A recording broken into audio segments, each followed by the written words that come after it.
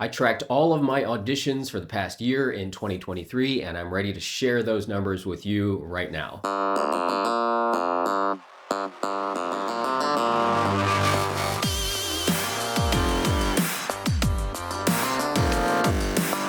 What's up, my fellow actors? Welcome to the Acting Career Center, here to help you learn the skills you need to break into the film and television industry. My name is Kurt Yu. Thank you so much for spending some time here with me today. If this is your first time here, make sure to subscribe to this channel to get more videos on acting, auditioning, and career advice.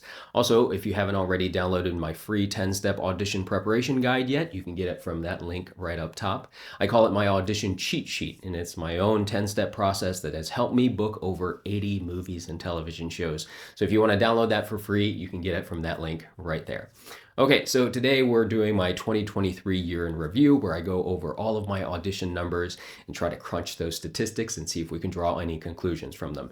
If you have been following my channel for a while, you know that I've been doing this in previous years, and it's been kind of a cool process to go through. Now, I do want to apologize that I haven't gotten this video out sooner. I normally like to do this in January, and it clearly is not January anymore. It is well into the month of April and very closely approaching May. I blame the delay partially on the fact that I've just been busy over the past couple of months, but I do also have to put some of the blame on the fact that I've just been lazy as well, and I've been procrastinating. So I have finally stopped procrastinating. I sat down and I crunched the numbers, and I'm ready to share those statistics with you right now. Like in years past, I am going to look at all of the numbers for this year and compare them to previous years, and we'll also dive deeper into the specific auditions for film and television and commercials, and I think there was a voiceover in there or something like that as well. So, but before we get started, I would love to ask you to put in the comments what your year was like in 2023. If you have anything that you would like to share, especially any wins that you want to share as far as your acting career goes. So please let me know down in the comments. I'd love to read those if you have something to share with us. So let's go ahead and get started. We're going to look at those numbers. I'm going to put them right here on the side next to me. So we're going to start by looking at my 4 previous years, 2019, 2021, and 22, and then compare those numbers to 2023, and then we'll dig a little bit deeper into the specifics. So in 2019, I had a total of 123 auditions. I booked 12 of those with a booking percentage of 9.8%. 2020, 74 auditions, 10 bookings, a percentage of 13.5%. And we all remember what happened in 2020. That's why the numbers were so much lower than the previous year. In 2021, I had 135 auditions, 17 booked, a booking percentage of 12.6%. And then, if you remember, last year in 2022, I had 128 auditions, but only booked 4 of them. So I had a booking percentage of 3.1%. So if you watched my video from last year, I did talk about how it was kind of an anomaly for me. It was kind of an outlier, right? Where most of my career, my booking percentage hovered right around 10%. In fact, the 2 previous years where it was 13.5 and 12.6% respectively, those were actually pretty good years. They were probably my highest booking years in a while. And but then they were followed up by 2022, where I only booked 3.1% of my auditions, which was my lowest booking year I think I've ever had.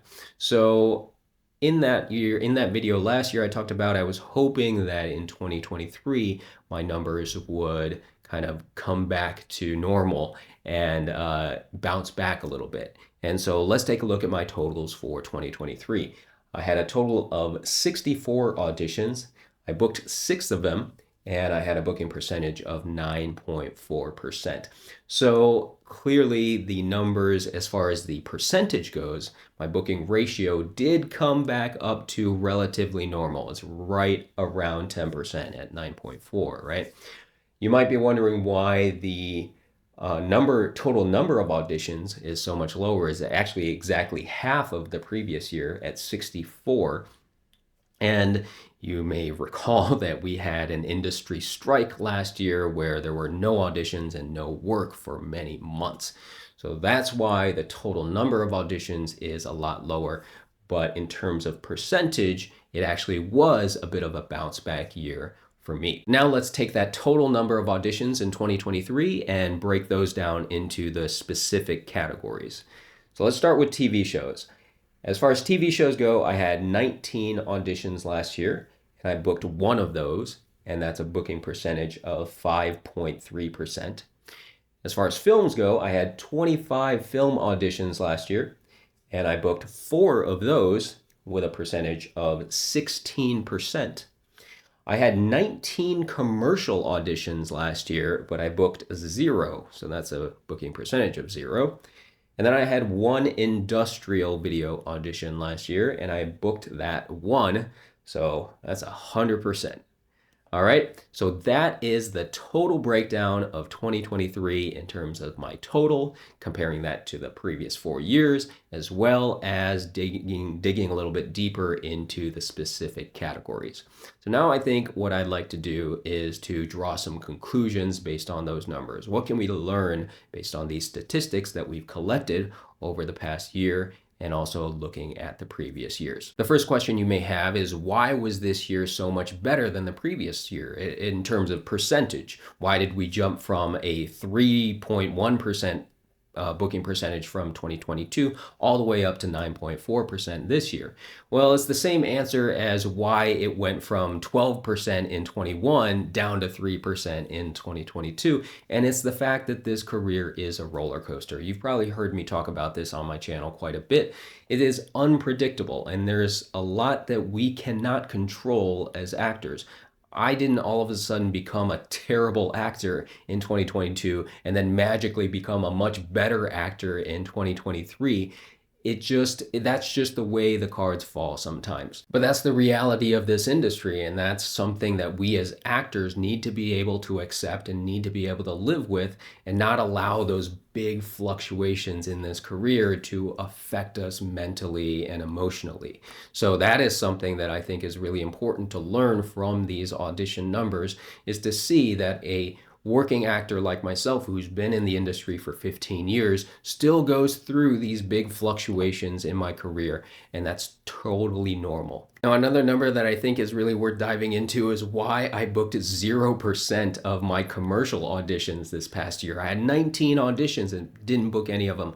And this is actually a surprise to me as well, because in the early stages of my career, when I was just getting started, I was pretty good at commercial auditions, and I felt like that was actually my strong suit. And I felt like when I came down here to Atlanta as well, that commercials would be my bread and butter, where I would book most of my work. And that really hasn't been the case throughout my entire 8 years here in Atlanta. And it's really illustrated by this year, where I had 19 auditions and didn't book a single one of them. And that is something that I really don't have a great answer to, and I think is something that I want to work on going forward. Because as you may have seen in one of my videos about actor finances and how much money actors make, that commercials can be very lucrative. I can work on one commercial and make quite a bit of money, especially compared to one day working on a TV show or working on a movie. You may think that working on a big budget movie is where you would make most of your money, but in actuality, a commercial that runs nationally or internationally, if it's under a SAG-AFTRA contract, you can make a lot more money doing one day on a commercial than one day on a movie or a television show. So it is something that I do want to focus on. It is something that I do want to get better at and hopefully increase that percentage in future years. So let's revisit that come next year and see if I've gotten any better. But I do want to say that it is offset a little bit by the 16% booking ratio of my film auditions. So would I like to balance those out a little bit? Maybe. I do love working in film and working on movies, but at the same time, I do love the fact that commercials can make a lot more money off of just one day's work. So we'll see what happens next year. All right, now that we've taken a look at all of those numbers, I do want to provide a little bit of context, because the numbers don't always tell the whole story. There is some information in there that is not explained by the numbers themselves. Let's talk about scheduling conflicts. I've had a few scheduling conflicts over the course of 2023 that did affect those numbers. First off, out of the 4 film auditions that I booked, I actually had to back out of one of them because of a scheduling conflict. So I really only worked on 3 of those 4 bookings. Now I do count the number of bookings into that total because I did book the job, but I didn't actually work the job, so I wasn't paid for it. I don't get the credit for it or anything like that. So I do want to make that clear. In addition to that one job that I didn't get to work, I also had 2 other film jobs and film auditions that I auditioned for. I got an avail check and I was pinned for those dates, but when they checked my availability, I actually had a conflict. I was working on another film project during those dates that they checked my availability, and that was for 2 different jobs. So who knows if I would have booked those 2 jobs as well had they not had the date conflict. So this is something, again, that we as actors have to deal with all the time. Is we just wish, as actors, we wish that all of these jobs that we audition for would all line up perfectly so that we never have to have a conflict, so that if we book any of them, we can work every single job that we get offered. But that's not the case. That doesn't always happen that way because production schedules, they don't talk to each other and tell each other when they're filming. They just have to go by when they have to do their actual film. So when one particular job wants to book you and another job wants to book you, if those dates overlap, you may have to be the one that chooses. And that really sucks sometimes because we would love to always work on as many jobs at the same time, especially in a career like this when it could be a giant dry spell for a long time. And then all of a sudden you have 2 things that want to book you on the same day. You want to pull your hair out because you say, why can't you just move them onto separate days or even separate weeks so that you could work on both of those projects, right? But like I said, it doesn't always work out that way. And in this particular year, I had the one project that I booked, but I had to back out of because of a scheduling conflict. And then the 2 projects that were, I would say, maybe close to offering me the role, but because I had too many date conflicts when they checked my availability, I wasn't able to do those. And this isn't something that's unique to me or unique to working class actors. This is something that happens to people of all levels in this industry. In fact, there's a famous story of the role of Black Widow in the Marvel Universe.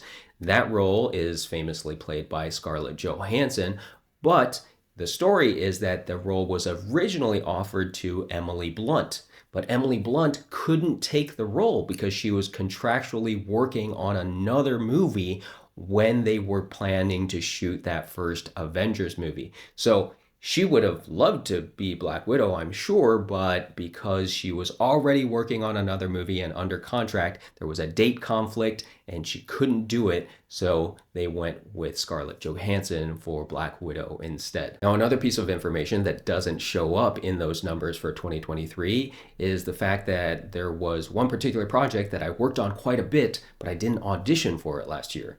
And why would that be? Well, if you remember, I've been working on a show called Will Trent, but I didn't audition for it in 2023. I auditioned for it in 2022. But because I booked that job and I'm a recurring character on that show, I continued to work that show over the course of 2023. And that doesn't really show up in my audition statistics for this year because it was something that happened the previous year. In addition, I think another thing that's really interesting about my bookings in 2023 is that every single one of my bookings actually turned out to be a multi-day booking, meaning I was on set for all of those bookings for at least 2 days, often more than a week. So this is something that is really interesting because it kind of shows the progress in my career. It's a stark contrast from the beginning of my career because 16 out of my first 17 film and television bookings were 1-day jobs. They were day player jobs. And as my career has progressed, I have found that more and more of my roles have been bigger roles, have been either recurring roles or larger roles in movies where I'm much more than just a day player. I played throughout a bigger part in the movie. So it's a cool thing to be able to distinguish between this year and years past. And I think that's something that doesn't show up necessarily in those booking numbers. Because if you just look at the raw numbers, I booked 6 jobs this year compared to maybe 12 jobs a previous year. But I may have actually worked more and gotten paid more on these 6 jobs than the 12 jobs from a year prior. A few other interesting facts about my auditions from this past year that don't really show up in the numbers is that, one, I worked on my first LA job. So it's my first job that I actually flew out to LA and worked. Almost every single one of my jobs prior to that have been in the Southeast region. So here in Atlanta and the Carolinas and New Orleans and Florida. But this was my first time going out to Los Angeles and working on a TV show there. So that was kind of a cool thing. I also read for 10 new casting directors and booked jobs with 2 new casting directors. So that's, I think, progress in my career, because you want to continue to build those relationships and continue to network and continue to be seen by more people in this industry. So just the fact that I booked with 2 new casting directors, but also reading for 10 new casting directors and getting seen by more people is really important, and I think that's continued progress in my career as well. Also, one of my movie bookings, I got to work with a director that I've been wanting to work with for a long time now, and I've actually auditioned for 3 of his previous movies but didn't get booked on any of those, so I was really excited that I booked this particular movie and got to work with him finally, and I can't wait to announce what that movie is when it does come out. And lastly, I do want to share that for one of my TV show bookings, I booked that role after having previously auditioned for that show in a prior season last year. And I auditioned, I believe, twice for 2 different characters. And that just kind of goes to show that even though you audition for a show multiple times, does not necessarily mean they don't like you if they haven't booked you. It might just mean that they haven't found the right fit or the right role that they want to see you in.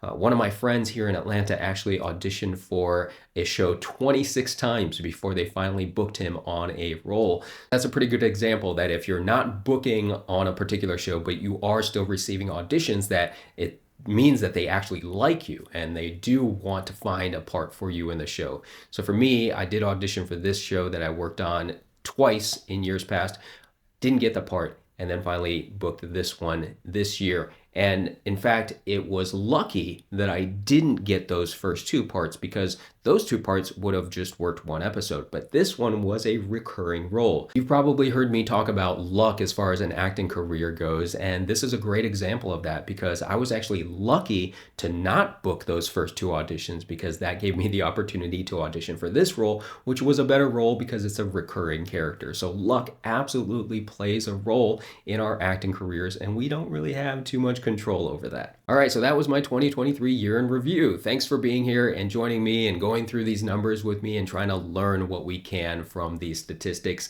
Again, I would love to hear your year in review, and if you have any wins that you would like to share, please put them down in the comments below. If you like this video, please give it a thumbs up. If you have any questions, put those down in the comments as well. And until next time, keep practicing, keep learning, and I hope to see you on set one day.